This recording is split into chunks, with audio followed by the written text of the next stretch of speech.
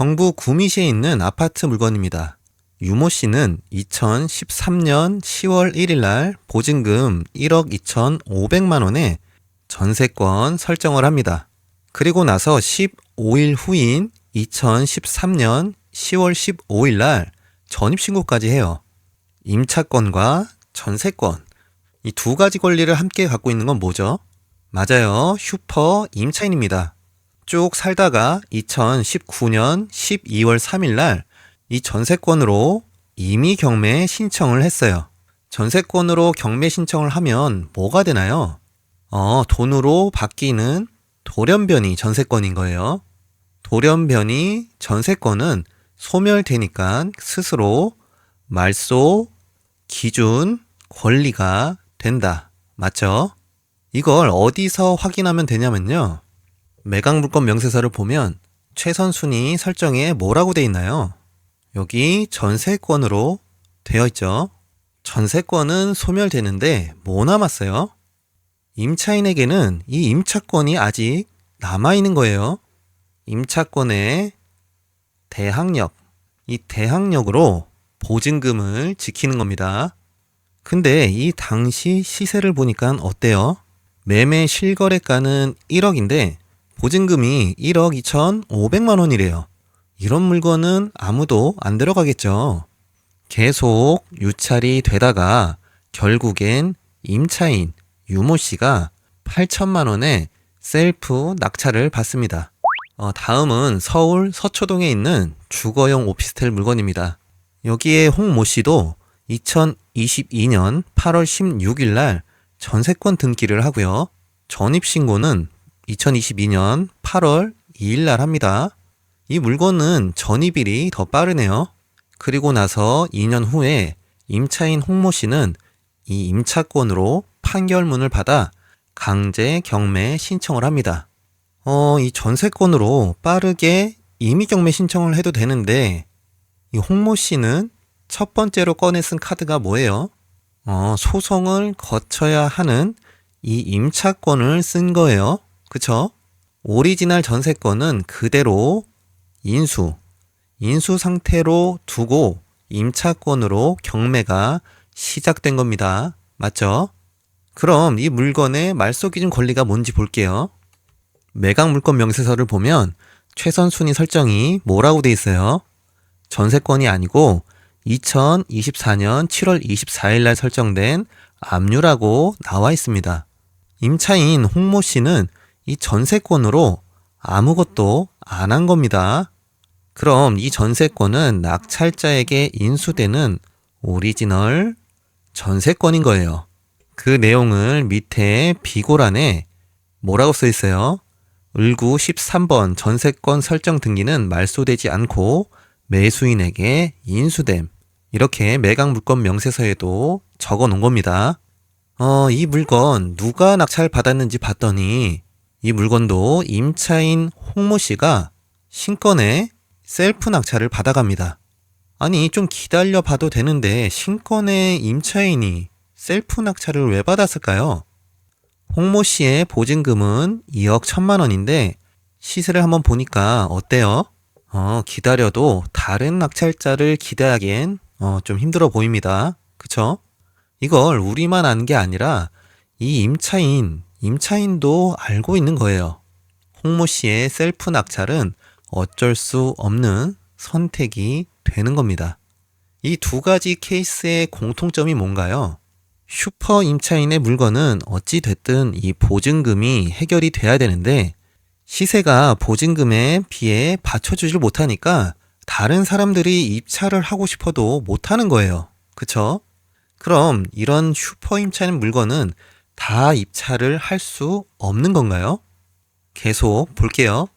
이번에는 광주에 있는 힐스테이트 백운이라는 아파트 물건입니다.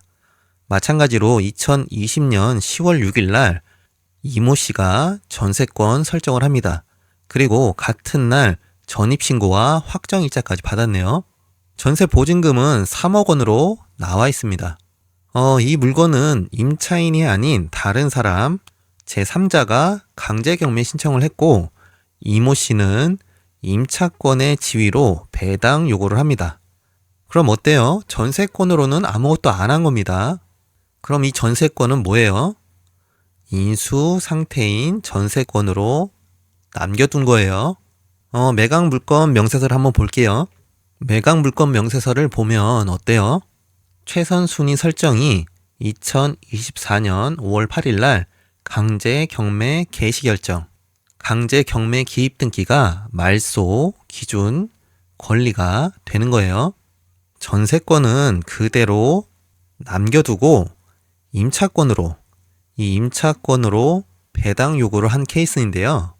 임차인 이모 씨 앞으로 보증금 3억짜리가 뭐가 이렇게 많네요? 이거 다 합치면 뭐 9억 되는 거 아니야? 자, 이거 아닙니다. 자세히 보면 어때요? 이 동일인이 동일 채권을 전세권으로 하나, 임차권으로 하나, 두 가지 방법으로 갖고 있다는 것을 따로 표시한 거예요. 그리고 이 임차인은 임차권으로 전세금 3억 원을 권리 신고했다, 배당 요구했다라는 이야기예요. 결론은 이모 씨의 보증금은 그냥 3억인 겁니다. 그리고 밑에 보면 뭐라고 써 있나요? 전세권 설정 등기는 말소되지 않고 매수인에게 인수됨 이렇게 써 있어요. 무섭죠? 그럼 이 물건도 얼마에 낙찰됐는지 한번 볼게요. 2025년 2월 6일 날 6명이 입찰해서 3억 7,898만 원에 낙찰을 받았습니다. 그리고 임차권으로 배당 요구한 이모 씨는 배당에서 보증금 3억 원을 모두 변제받게 돼요. 보증금을 배당받은 이모 씨의 대항력, 이 대항력, 이건 어떻게 되나요? 맞아요. 임차권자로서의 대항력은 보증금이 다 변제가 되었으니 없어지는 거예요. 돈 다 받았잖아요. 그쵸? 대항력이 없어지면서 선순위 임차권은 해결이 됐는데 이 전세권으로는 아무것도 안 했으니까 인수되는 거 아니에요? 이럴 때 남아있는 이 전세권은 어떻게 될까요? 먼저 말씀을 드리면 임차권으로 채권이 모두 클리어가 되면 동일인이 동일 채권으로 설정된 전세권도 뭐예요? 맞아요. 말소가 됩니다. 어떻게 말소가 되는지 그것도 궁금해하실 것 같아서 제가 또 700원 내고 등기부를 띄워봤습니다. 이거 썼으면 여러분이 뭐 해줘야 되나요? 좋아요 하나 눌러주셔야 하는 거예요. 계속 볼게요. 등기부를 보면 낙찰자 송모 씨가 2025년 3월 12일 날 잔금을 치고 소유권 이전을 했습니다. 당시의 주소지를 보니까 어때요? 물건지가 아니고 다른 데 거주하고 있습니다. 이분은 이 물건을 투자 목적이었던 거예요. 자, 그럼 을구로 가볼게요. 을구에 와서 봤더니 지금은 말소가 되었지만 소유권 이전일인 3월 12일 날 수협에서 채권 최고액 3억 4,320만 원의 근저당 설정을 했는데요. 역산에 보면 실제 대출 금액은 2억 8,600만 원이고 이건 낙찰가의 75%입니다. 보면 위에 전세권도 말소가 됐어요. 언제 말소가 됐는지 봤더니 어때요? 4월 9일 날 말소가 됐어요. 근저당권 설정은 3월 12일인데 전세권 말소가 4월 9일이라고? 이건 뭐예요? 전세권이 등기부에 남아있는데 대출이 나온 겁니다. 맞죠? 그리고 여기서 이 4월 9일은 뭔가요? 이 4월 9일은 대항력 있는 임차인이 보증금을 모두 배당 받았던 배당 기일입니다. 정리하면 등기부에 남아있는 이 전세권은 전세권의 동일 채권인 임차권으로 모두 배당을 받게 되면 말소가 된다 이겁니다. 내가 전세권자의 입장이라면 돈을 다 받고 난 후에 이 전세권을 말소시켜주는 게 당연한 순서인 거예요. 그쵸? 그래서 전세권은 소유권이 이전되어도 임차인이 보증금을 받는 배당 기일날 말소가 되더라. 아시겠죠? 등기부 등본을 이왕 띄었으니까 이 물건이 어떻게 되는지 확인까지 해볼게요. 낙찰자는 배당 기일인 2025년 4월 9일 날 전세권까지 말소하면서 등기부를 깨끗하게 만들어 놓고 열흘 후인 4월 20일 날 다음 매수자와 매매 계약을 합니다. 그리고 한 달 후에 4억 2천만 원의 소유권이 넘어갑니다. 아까 낙찰가가 얼마였나요? 3억 7,800만 원에 받아서 잔금 치고 두 달 만에 4억 2천만 원에 매도를 했습니다. 세전 수익은 약 4천만 원이고 이것저것 비용 들어간 거 그냥 1,000만 원이라고 퉁쳐도 어때요? 세후 3천만 원은 남았겠구나. 낙찰 받고 3달 만에 매출 4천만 원에 비용 빼고 순이익이 3천만 원이면 어떤가요? 잘한 것 같습니다. 그쵸? 잘한 것 같은데 문제가 뭐예요? 너무 복잡하고 어렵잖아요. 우리는 초보인데 초보가 이런 물건은 할 수는 없잖아요. 맞아요. 이런 물건에는 곳곳에 함정들이 숨어 있기도 하고 초보분들이 접근하기에는 난이도가 굉장히 높습니다. 슈퍼 임차인 물건으로 수익을 내는 케이스는 이런 거구나. 이 정도만 이해하시고 이런 물건 만나면 어때요? 그냥 패스하시면 되는 거예요.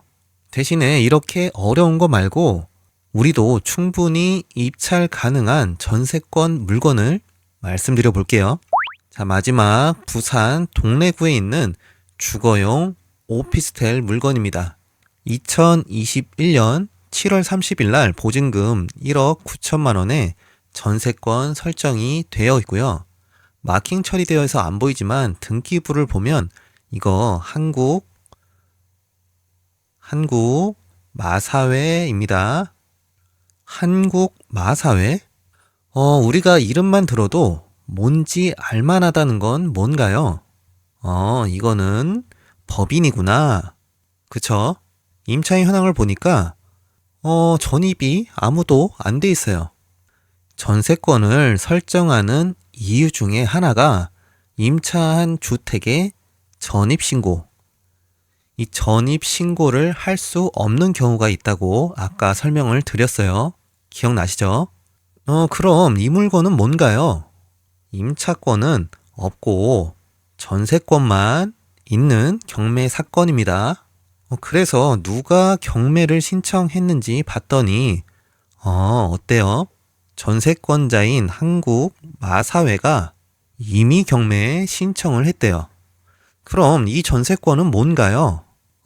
돌연변이 전세권이구나. 맞죠? 돌연변이 전세권은 담보 물건적 성격이라 근저당권처럼 보증금을 다 받든 못 받든 매각으로 소멸된다.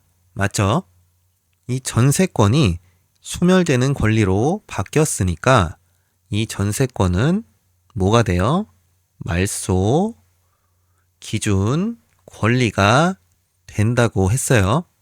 전세권이 정말 말소 기준 권리인지 뭐 확인하면 된다고 했나요?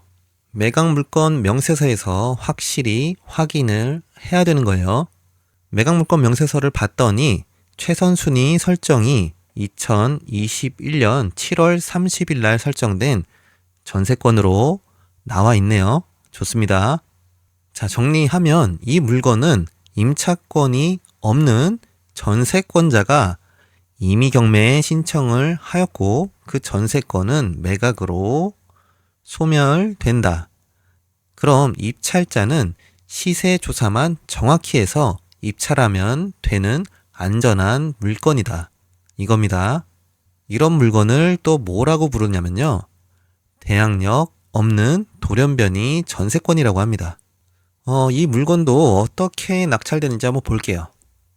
이 물건은 2번 유찰돼서 3차 매각일인 2024년 11월 14일 날 4명이 입찰해서 1억 565만 원에 낙찰되었고요.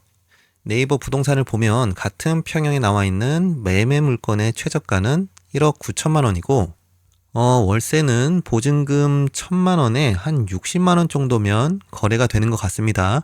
제가 보기엔 낙찰가 1억 500만 원이면 수익을 내기엔 충분해 보이는데 여러분이 보시기엔 어떠신가요?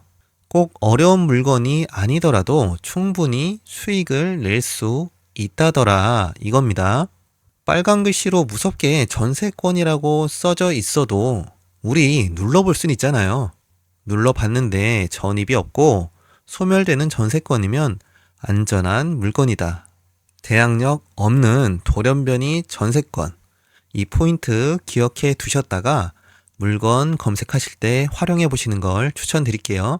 오늘 영상은 여기까지입니다. 긴 영상 시청해 주셔서 감사합니다. 좋은 하루 되세요.